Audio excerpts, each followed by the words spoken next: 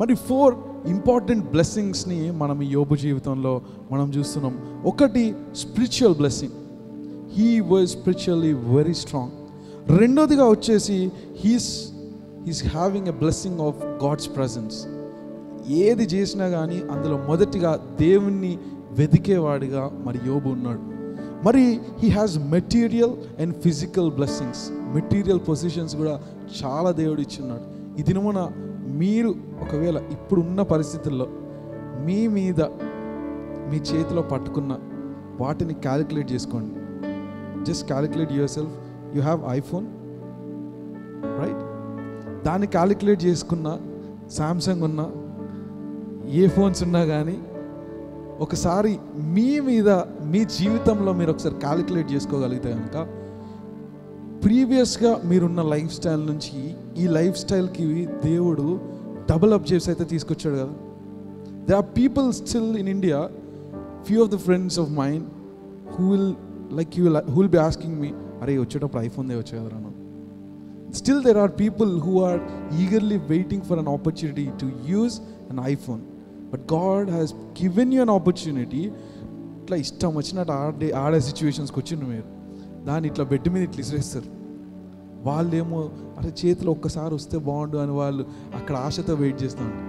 అరే ఆశతో flight book చేసి ఆస్ట్రేలియాకి వద్దాము అనే సిచ్యువేషన్స్లో ఇంకా there are people who want to come overseas and study. There are people still struggling to have their dreams fulfilled. And here you are, తెచ్చిన తర్వాత ఎందుకు తెచ్చినవయ్యా ఇక్కడికి? ఫస్ట్ క్వశ్చన్, ఏంది ఇదంతా? నాకు ఈ కష్టాలు ఏంది, జాబ్ ఏంది, ఈ పరిస్థితులు ఏంది, ఇన్ని కావాలన్నా నేను ఆస్ట్రేలియా వస్తే?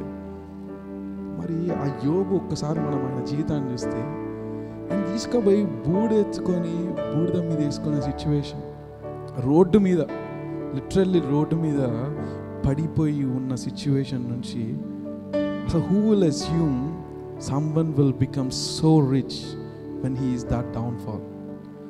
ఫ్యామిలీ అందరూ వదిలేశారు, ఎవ్వరు పట్టించుకోలేదు.